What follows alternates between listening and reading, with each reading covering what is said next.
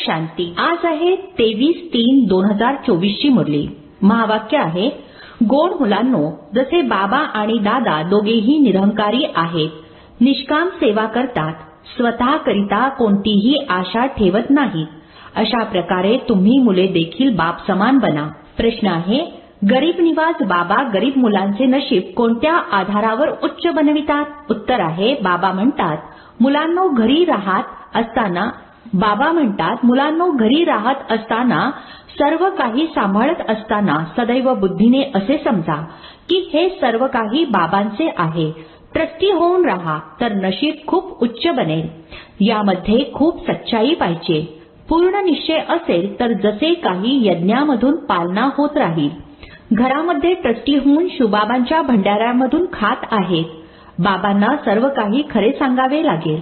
ओम शांती. भक्ती मार्गातील सत्संगापेक्षा हा ज्ञान मार्गातील सत्संग विचित्र आहे. तुम्हाला भक्तीचा अनुभव तर आहेच. तुम्ही जाणता अनेक साधू संत भक्ती मार्गातील शास्त्रे इत्यादी ऐकवतात. इथे तर त्याही पेक्षा एकदमच वेगळे आहे. इथे तुम्ही कोणासमोर बसले आहात? डबल बाबा आणि मम्मा. तिथे तर असे नाहीये. तुम्ही जाणता येथे बेहदचे बाबा सुद्धा आहेत, मम्मा सुद्धा आहे, छोटी मम्मा सुद्धा आहे. इतके सारे संबंध होतात. तिथे तर असा कुठलाही संबंध नाही ना. तिथे कोणी अनुयायी आहेत. तो तर आहे निवृत्ती मार्ग. त्यांचा धर्मच वेगळा आहे, तुमचा धर्मच वेगळा आहे. रात्रंदिवसाचा फरक आहे. तुम्ही हे देखील जाणता, लौकिक पित्याकडून अल्पकालीन क्षणभंगूर सुख एका जन्मासाठी मिळेल. मग नवीन पिता नवीन गोष्ट. इथे तर लौकिक सुद्धा आहेत, पारलौकिक सुद्धा आहेत आणि मग अलौकिक सुद्धा आहेत. लौकिक पित्याकडून देखील वारसा मिळतो आणि पारलौकिक कडून सुद्धा वारसा मिळतो. बाकी हे अलौकिक बाबा आहेत वंडरफुल. यांच्याकडून अर्थात ब्रह्मा बाबांकडून कुठला वारसा मिळत नाही. यांच्याद्वारे शिवबाबा वारसा देतात म्हणून त्या पारलौकिक बाबांची खूप आठवण करतात. लौकिक पित्याची सुद्धा आठवण करतात. बाकी या अलौकिक ब्रह्मा बाबांची कोणी आठवण करत नाही. तुम्ही जाणता हे आहेत प्रजापिता. हे कोणा एकाचे पिता नाहीत. प्रजापिता आहेत ग्रेट ग्रेट ग्रँडफादर. शिवबाबांना ग्रेट ग्रेट ग्रँडफादर म्हणत नाही. लौकिक नात्यामध्ये लौकिक पिता आणि आजोबा असतात. हे आहेत अर्थात ब्रह्मा बाबा ग्रेट ग्रेट ग्रँडफादर.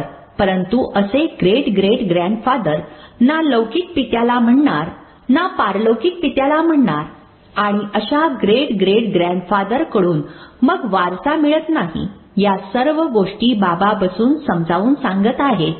भक्ती मार्गाची तर गोष्टच वेगळी आहे. ड्रामामध्ये तो देखील पार्ट आहे जो चालत राहणार. बाबा सांगतात, तुम्ही 84 लाख नाही तर 84 जन्म कसे घेतले आहे? बाबा येऊन आता संपूर्ण दुनिया आणि आम्हाला रायटियस अर्थात नीतिमान बनवितात. या समयी कोणीही धर्मात्मा बनत नाही. पुण्य आत्म्यांची दुनियाच दुसरी आहे. जिथे पाप आत्मे राहतात तिथे पुण्य आत्मे राहत नाहीत.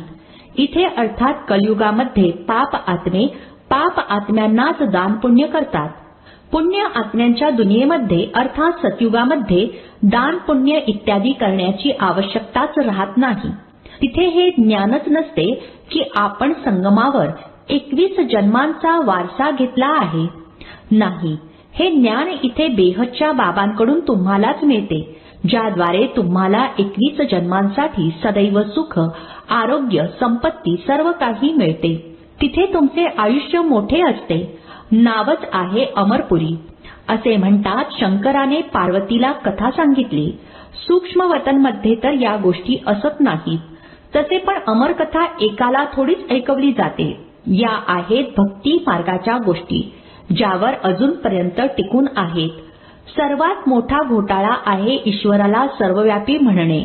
ही तर बदनामी करतात. बेहदचे बाबा जे तुम्हाला विश्वाचा मालक बनवतात त्यांच्यासाठी म्हणतात सर्वव्यापी आहेत. दगड धोंड्यामध्ये कणाकणामध्ये आहेत.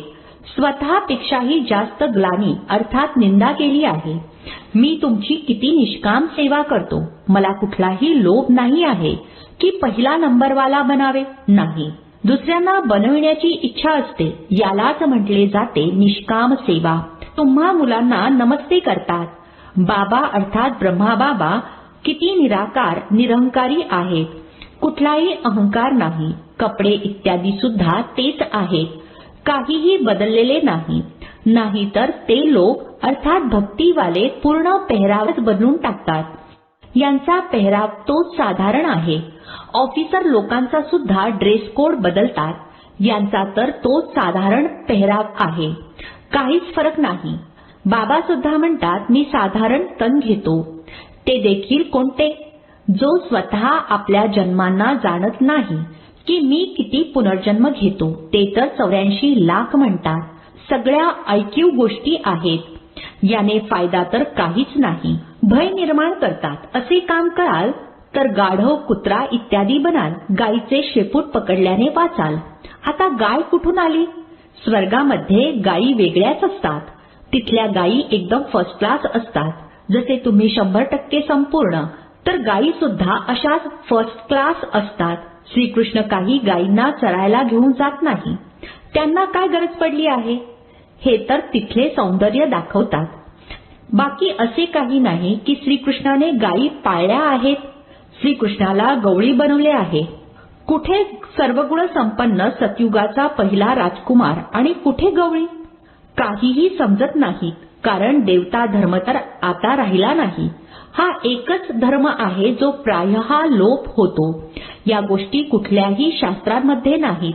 बाबा म्हणतात हे ज्ञान मी तुम्हा मुलांना देतो विश्वाचा मालक बनविण्यासाठी. मालक बनलात की मग या ज्ञानाची आवश्यकता नाही. ज्ञान नेहमी अज्ञानी असलेल्यांना दिले जाते. गायन आहे ज्ञान सूर्य प्रगटा अज्ञान अंधेर विनाश. आता मुले जाणतात संपूर्ण दुनिया अंधारामध्ये आहे. किती भरपूर सत्संग आहे. हा काही भक्ती मार्ग नाहीये. हा आहे सद्गती मार्ग. एक बाबाच सद्गती करतात. तुम्ही भक्ती मार्गामध्ये बोलावले आहे की तुम्ही याल तर आम्ही तुमचेच बनणार. तुमच्याशिवाय दुसरे कोणीही नाही. कारण तुम्हीच ज्ञानाचा सागर, सुखाचा सागर, पवित्रतेचा सागर, संपत्तीचा सागर आहात. बाबा संपत्ती सुद्धा देतात ना. किती मालामाल करून टाकतात. तुम्ही जाणता आम्ही शिवबाबांकडून 21 जन्मांसाठी झोळी भरण्यासाठी आलो आहोत. अर्थात नरापासून नारायण बनतो. भक्ती मार्गामध्ये कहाण्या तर खूप ऐकल्या. शिडी तर खालीच उतरत आलो. अर्थात अधोगतीच झाली. चढती कला कोणाचीही होऊ शकत नाही. कल्पाची आयु सुद्धा किती भली मोठी करून टाकली आहे. ड्रामाचा कालावधी लाखो वर्ष आहे असे म्हणतात. आता तुम्हाला माहीत झाले आहे कल्प आहेच मुळी 5000 वर्षांचे. जास्तीत जास्त आहे 84 जन्म आणि कमीत कमी आहे 1 जन्म. शेवटपर्यंत येत राहतात. निराकारी झाड आहे ना. मग नंबरवार येतात पाठ बजावण्यासाठी. खरे तर आपण निराकारी झाडाचे आहोत. मग तिथून अर्थात शांतीधाम मधून इथे येतो पाठ बजावण्यासाठी. तिथे सर्वजण पवित्र असतात. परंतु सर्वांचा पाठ वेगवेगळा आहे. हे लक्षात ठेवा. झाड देखील बुद्धीमध्ये ठेवा. सतयुगापासून कलयुग अंतापर्यंत हे बाबाच सांगतात. हे कोणी मनुष्य सांगत नाही. दादा अर्थात ब्रह्माबाबा नाही सांगत. एकच सद्गुरू आहेत जे सर्वांची सद्गती करतात. बाकी तर सर्व गुरु आहेत भक्ती मार्गवाले. किती कर्मकांड करतात. भक्ती मार्गाचा भपका किती आहे. ही मृगतृष्णा आहे. यामध्ये असे अडकून पडले आहेत. जो कोणी काढायला जातो तो स्वतःच अडकतो. हे देखील ड्रामामध्ये नोंदलेले आहे. काही नवीन गोष्ट नाहीये. तुमचा सेकंद जो पास होतो सर्व ड्रामा बनलेला आहे. तुम्ही जाणता आता आपण देहच्या बाबांकडून राजयोग शिकून नरापासून नारायण विश्वाचे मालक बनतो. तुम्हा मुलांना हा शुद्ध नशा असला पाहिजे. बेहदचे बाबा 5,000 वर्षांनंतर भारतामध्ये येतात. ते शांतीचे सागर, सुखाचे सागर आहेत. ही महिमा पारलौकिक बाबांचीच आहे. तुम्ही जाणता ही महिमा एकदम बरोबर आहे. सर्व काही एकाकडूनच मिळते. तेच दुःखहर्ता सुखकर्ता आहेत. ज्यांच्या समोर तुम्ही बसला आहात. तुम्ही आपल्या सेंटरवर बसला असाल तर योग कुठे लावणार. बुद्धीमध्ये येईल शिवबाबा मधुवनमध्ये आहेत. त्यांचीच आठवण करता. शिवबाबा स्वतः म्हणतात, मी साधारण वृद्धतनामध्ये प्रवेश केला आहे, पुन्हा भारताला स्वर्ग बनविण्यासाठी. मी ड्रामाच्या बंधनामध्ये बांधलेला आहे. तुम्ही माझी किती ग्लानी अर्थात निंदा करता. मी तुम्हाला पूजनीय बनवतो. कालचीच गोष्ट आहे. तुम्ही किती पूजा करत होता. तुम्हाला तुमचे राज्यभाग्य दिले, सर्व गमावून बसलात. आता पुन्हा तुम्हाला विश्वाचा मालक बनवतो. कधीही कोणाच्या बुद्धीमध्ये येणार नाही की हे दैवी गुणवाले देवता आहेत. आहेत तर मनुष्य, कोणी 80-100 फूट उंच तर नाहीत. असे तर नाही की त्यांचे आयुष्य मोठे आहे म्हणून छताळ एवढे उंच असतील. कलियुगामध्ये तुमचे आयुष्य कमी होते. बाबा येऊन तुमचे आयुष्य वाढवितात. म्हणून बाबा म्हणतात, आरोग्य मंत्र्यांना सुद्धा समजावून सांगा. बोला, आम्ही तुम्हाला अशी युक्ती सांगतो ज्याने कधीही आजारी पडणार नाहीत. भगवान वाच, स्वतःला आत्मा समजून मामेकम अर्थात मज एकाची आठवण करा, तर तुम्ही पतितापासून पावन, एव्हर हेल्दी अर्थात निरोगी बनाल. मी गॅरंटी देतो. योगी पवित्र असतात तर आयुष्य देखील मोठे असते. आता तुम्ही राजयोगी, राजऋषी आहात. ते संन्यासी तर कधी राजयोग शिकवू शकणार नाहीत. ते म्हणतात, गंगा पतित पावनी आहे, तिथे दान करा. आता गंगेमध्ये दान थोडेच केले जाते. मनुष्य पैसे टाकतात, पंडित लोक घेऊन जातात. आता तुम्ही बाबांद्वारे पावन बनत आहात. बाबांना काय देता? काहीही नाही. बाबा तर दाता आहेत. तुम्ही भक्ती मार्गामध्ये ईश्वर अर्थ गरिबांना देत होता, म्हणजेच पतितांना देत होता. तुम्ही सुद्धा पतित, घेणारे सुद्धा पतित. आता तुम्ही पावन बनता. ते पतित पतिताला दान करतात. कुमारी जी अगोदर पवित्र असते तिला सुद्धा दान देतात. तिच्या समोर डोके टेकवतात, खाऊ घालतात, दक्षिणा सुद्धा देतात. लग्नानंतर मग बर्बादी होते. ड्रामामध्ये हे नोंदलेले आहे. ड्रामामध्ये हे नोंदलेले आहे, तरी देखील पुन्हा असेच रिपीट होणार. भक्ती मार्गाचा सुद्धा पाठ झाला. बाबा सतयुगाचा सुद्धा समाचार सांगतात. आता तुम्हा मुलांना समज मिळाली आहे. आधी बेसमज होता. शास्त्रांमध्ये तर आहेत भक्ती मार्गातल्या गोष्टी, त्याद्वारे मला कोणी प्राप्त करू शकत नाही. मी जेव्हा येतो तेव्हाच येऊन सर्वांची सद्गती करतो आणि मी एकदाच येऊन जुन्या दुनियेला नवीन बनवितो. गरिबांना सावकार बनवितो.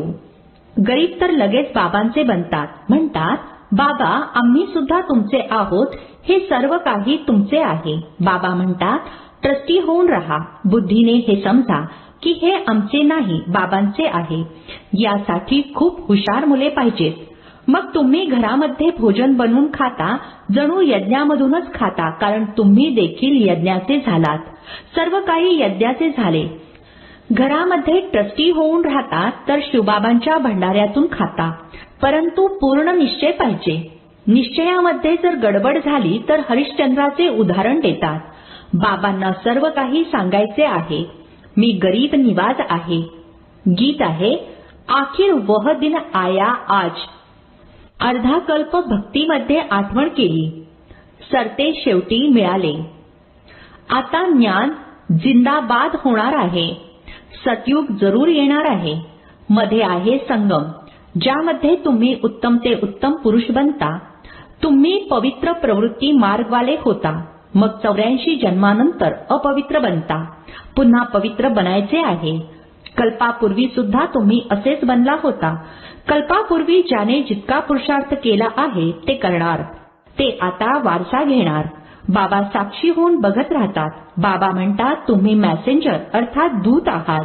अजून कोणी मॅसेंजर पैगंबर असत नाहीत. सद्गती करणारा सद्गुरू एकच आहे. अन्य धर्मनेते येतात धर्माची स्थापना करण्यासाठी. मग ते गुरु कसे झाले? मी तर सर्वांना सद्गती देतो. अच्छा, गोड गोड खूप खूप वर्षांनंतर भेटलेल्या मुलांप्रती मातपिता बापदादांची प्रेमपूर्वक आठवण आणि सुप्रभात. आत्मिक पित्याचा आत्मिक मुलांना नमस्ते. आम्हा आत्मिक मुलांचा आत्मिक पित्याला नमस्ते. धारणेसाठी मुख्य सारांश आहे. पहिला पॉइंट आहे, सदैव या शुद्ध नशेमध्ये राहायचे आहे. की शांती, सुख, संपत्तीचा सागर बाबा आम्हाला मिळाले आहेत. आम्हाला सर्व काही एकाकडूनच मिळत आहे. अशा बाबांच्या सन्मुख आम्ही बसलो आहोत. ते आम्हाला शिकवत आहेत. दुसरा पॉइंट आहे, आपला अहंकार सोडून बाबांसारखी निष्काम सेवा करायची आहे. निरहंकारी होऊन राहायचे आहे. मॅसेंजर, पैगंबर बनून सर्वांना संदेश द्यायचा आहे. आजचे वरदान आहे, सर्व पदार्थांच्या आसक्तीपासून न्यारे अनासक्त प्रकृती जीत भव. जर कुठलाही पदार्थ कर्मेंद्रियांना विचलित करत असेल, अर्थात आसक्तीचा भाव उत्पन्न होत असेल, तरी देखील न्यारे अर्थात वैरागी बनू शकणार नाही. इच्छा हेच आसक्तीचे रूप आहे. खूप जण म्हणतात, इच्छा नाही आहे परंतु चांगले वाटते. तर ही देखील सूक्ष्म आसक्तीच आहे. याचे सूक्ष्म रूपामध्ये चेकिंग कराल की हे पदार्थ अर्थात अल्पकाळ सुखाचे साधन आकर्षित तर करत नाही ना. हे पदार्थ प्रकृतीची साधने आहेत. जेव्हा यांच्यापासून अनासक्त अर्थात न्यारे बनाल तेव्हाच प्रकृती जीत बनाल. स्लोगन आहे, माझे माझेच्या गुंत्याला सोडून बेहद मध्ये राहाल तेव्हा म्हणणार विश्व कल्याणकारी. ओम शांती.